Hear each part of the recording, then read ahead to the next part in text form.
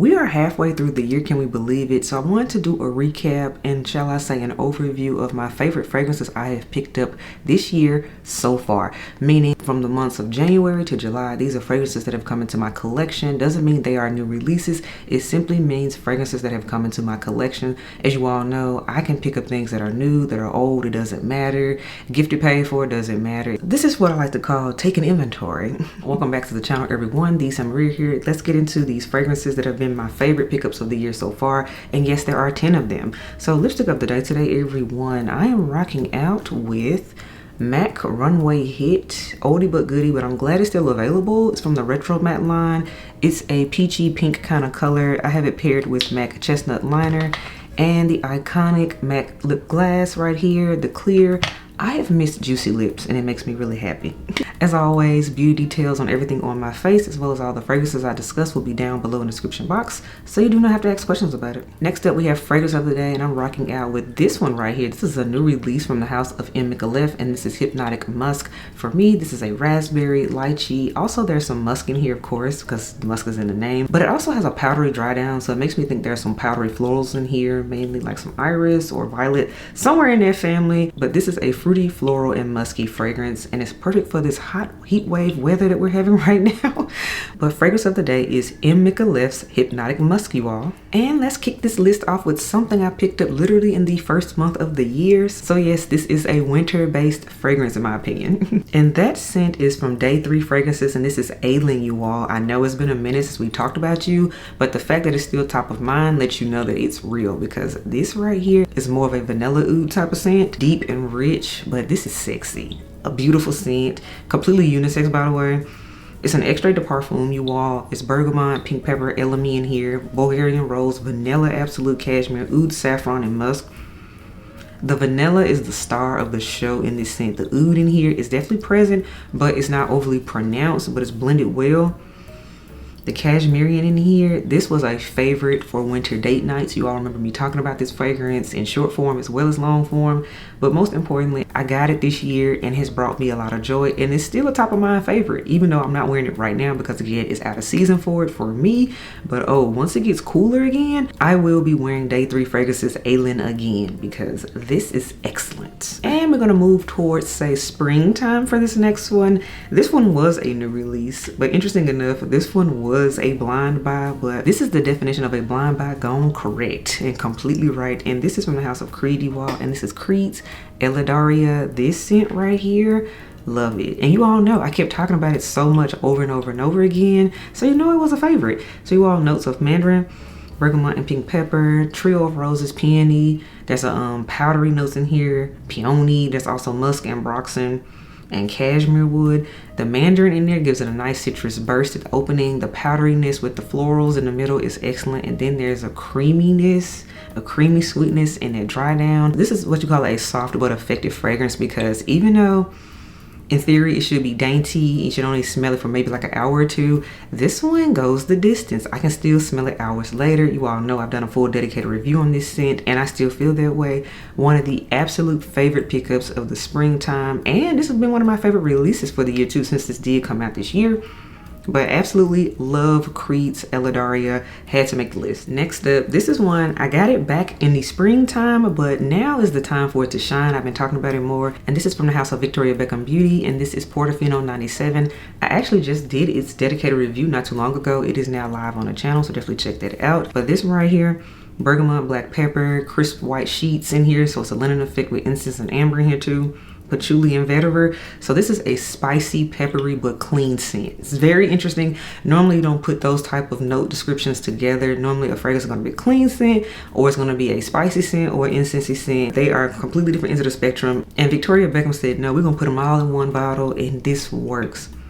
It has an ocean breeze effect to it. This is like summer heat. This travels in the wind. You all know I started with a sample of this one, then I upgraded that sample to the full size bottle. So you all knew this was a love at first sniff for me, and an absolutely full bottle worthy. And the fact that I got it back in the early time of spring, and I told y'all this would be everything in the summertime, and I'm still rocking it out. So you know it's not a stranger to the channel. So that's why I had to put Portofino 97 on this list. Absolutely one of my favorite pickups this year. Now this next one, I love it for what it is, but also that it finally made me love this certain line from a fragrance house. And I'm talking about none other than from Viktor and Rolf, and this is Flowerbomb Extreme. You all have seen my dedicated review on this fragrance. You all have seen me talk about this scent a whole lot, and for a good reason, because it has brought me a lot of joy, and that's why it's on this list. So with Flowerbomb Extreme, main notes you all of vanilla, a whole bunch of vanilla in here, raspberry, rose absolute, freesia, and patchouli. I tell you all this time and time again, but to me, they made this Flowerbomb for those of us that did not like the original. And also, if you are a raspberry lover, which you all know, I love the note of raspberry, right up your alley. This is beautiful. So mainly, this is a creamy raspberry scent. It's creamy, it's sweet, it's fruity at the same time. So this is a scent that actually is very versatile. It came out in the springtime, but I still like it even in the summertime. But most importantly, I have enjoyed this fragrance because of the fact I finally have a Flowerbomb that I enjoy. So I say all that to say, this is my dream Flowerbomb because of the raspberry note and how creamy it is. And most importantly, the patchouli isn't too loud in this one, because for me, the patchouli in the original was what killed it for me. They dialed it back in this new version. So I love Viktor and Rolf's Flowerbomb Extreme. Now this next one, you all have seen me talk about it so much, even its flanker, but it had to be on the list. And this is none other than Ex Nihilo's Fleur Narcotique, the EDP. Could have easily put also the extrait version on here too, but I gotta be fair and give credit to the one that really set it off for me, and that was the original. I fell in love with this one, love at first sniff. So it has been that girl. I got it back in the springtime. You all know I did a whole house overview when I got a bunch of samples from the house of Ex Nihilo, and this was the one I told you I was really interested to try because I've heard so much about it. And it lived up to the hype. So it's beyond hype for me. This has become signature scent worthy, and that's why you see me wear it so much and talk about it so much on the channel, because absolutely one of my favorite pickups of the year. So you all, notes of bergamot, lychee, and peach, jasmine, peony. We also have orange blossom, transparent woods, moss, and musk in this scent. Fruity, fresh, and floral is what it is. The dedicated review is already up on the channel. Definitely check that out already. And yes, I will compare it, and I will do a review of the extrait version because I know someone's gonna ask me about that. I've seen your comments. I know it's coming, it's coming. But most importantly, I love this scent. This is excellent. 100% top 10 worthy for life type of fragrance. But most importantly, I enjoyed that I picked it up this year, and it has brought me so much joy for 2025. And that again is Ex Nihilo's Fleur Narcotique. Now this next one is one that came out towards the beginning of the year. You might have forgotten about this one, but I haven't. This scent right here is truly unique and doesn't smell like anything else this year that I have smelled, and that's why I really enjoy it. From the house of Bon Parfumer, and this is Myrrh Shadow 403 from their extrait line. This right here is a balsamic and ambery scent. This is excellent. This is actually a universal year-round amber, which normally you wouldn't think so. And normally if I think balsamic, I think more, of course, trees. I think more cold weather. I think Christmas tree whenever I hear balsamic. But the way they did it in here, this is very well blended and not too heavy. And oh, by the way, women, we can wear this scent too, because again, this type of scent profile, in my head, I would go, oh, that's for men. But no, I'm glad I tried it, got it on my skin for myself. This is amazing. So you all, we have notes of bitter orange, grapefruit, we have blackcurrant in here. We also have basil, cinnamon bark, pepper, we have cypress, we have cedar, akigayu wood, patchouli, resinoid, myrrh in here, benzoin, vanilla. So as you can see, it's a lot going on in this scent, but it's rich. The way you got the resins with the balsamic situation, and there's a lot of vanilla in this scent too, by the way. It's creamy, it's sweet, but it's year-round universal. And this is a scent profile, again, that's normally not done in a way where it's universally appealing. So kudos to Bon Parfumer for making this one, and that's why it sticks out to me. One of my absolute favorites for the year, because it does not smell like anything else. Truly, truly, truly a unique fragrance. That again is Bon Parfumer's Myrrh Shadow 403. Next up, this one right here was a late spring, early summer pickup, but it's been on my mind and it's been a love for years, really. And this is none other than Amouage Honour 43. This is the exceptional extrait version to the original Honour Woman, which I do have and love. Y'all know that. But we had to get the 43 this year, and I have no regrets. This is beautiful. This is elegance in a bottle. This is class in a bottle. A bride should wear this. It's just everything. I love it. So you all, with Honour 43, pepper, rhubarb, coriander, jasmine, tuberose, gardenia, lily of the valley. We also have labdanum, frankincense, open ox, and leather. Because one thing about Amouage, they're gonna have some frankincense in their stuff. So this right here, yes, it's your floral scent, but it's a floral fragrance with a kick. And oh, don't get me on the longevity part. There's no issue there whatsoever. A little bit goes a very long way with this one because again, this is an extrait fragrance. Potency. This is not delicate at all. This is a grown woman in a bottle. Do not play with Honour 43. This is excellent.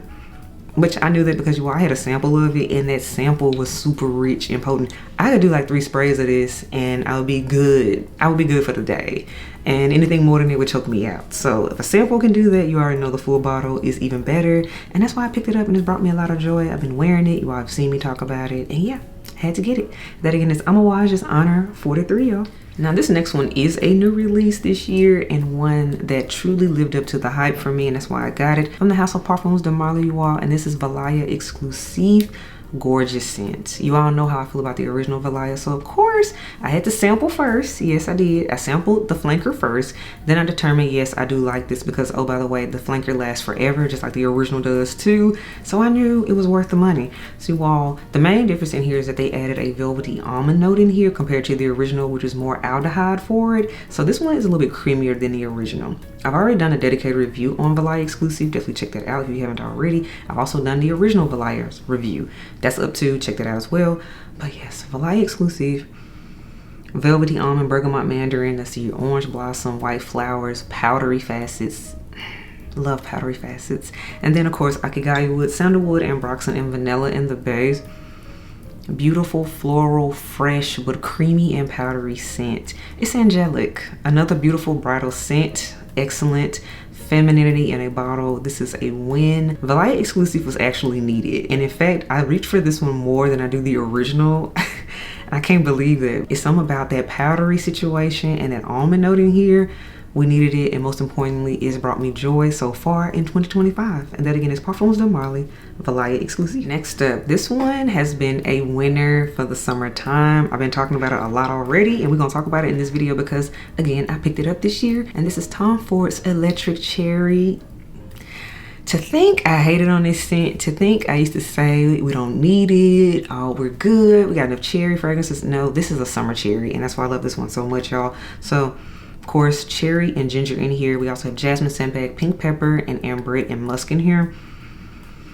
This is like a fruity cherry drink to me, is how this smells. Almost like a cherry fruit punch, if that makes any kind of sense. But florals at the same time, but also has a bit of a fizziness and a little bit of a zing because of that ginger in here. But it works in the heat, most importantly. So I'm glad I picked it up in the springtime because I knew I would wear it in the summer. And it has brought me so much joy. I can't put it down. That again is Tom Ford's Electric Cherry. This is a win, and it's definitely had a redemption story in my book. And finally, I feel like y'all knew this was coming because this was a love at first sniff when I did my sampling series about it. Yeah, absolutely one of my favorite pickups for the year so far. God of Fire from Stephane Humbert Lucas. This is amazing. This is a mango scent we needed. This is beautiful. This is magic in a bottle. Obsessed. So notes you all of mango, lemon, pink berries, and ginger. Then in the middle we have blue cumin, jasmine, dry woods, oud, agarmoth, musk, and amber down at the base. It's all about the fruits for me with the ginger. The oud in here is very slight and subtle. It's not super loud. This is more of a fruity scent. This is what this is. Fruity scent. The woodiness is in there, but it's subtle to me. Again, it's about that mango mainly and that lemon in my opinion. But most importantly, it brought me joy. Love at first sniff. Blew through that sample and immediately ordered the bottle, which I'm glad I did because this was back in the springtime. Because if you don't know, God of Fire is a cult favorite scent. It gets hyped up every year, which means it also sells out every year. And it did happen. As soon as it got a little warm, I noticed this scent started to disappear. So I'm glad I bought it back in the early part of the springtime. But of course you can get it because again, it's not a new release. It's just very popular, but for good reason. I say all that to say, I love God of Fire. This is excellent. And that rounds out the list, y'all. So that wraps up the list. We've had a good January to June here of fragrance pickups. Of course, a whole bunch of things are coming to my collection, which you all know I do monthly haul videos, so you get to see exactly what all has come in. But you know, you gotta take inventory and be like, okay, what is still top of mind, even with stuff coming in, trying out different stuff and all that. What do I still feel like, oh no, I still think about you, this is still a favorite? And that's why we did this video, just to let you all know where I am at with some of my fragrances. So let me know what you think. Also, what are your favorite favorites so far. Again, fragrances you picked up between the months of January to June 2025. Drop it in the comments below. I will read them and respond when I can. But until next time, I will catch y'all in the next video. Bye, y'all.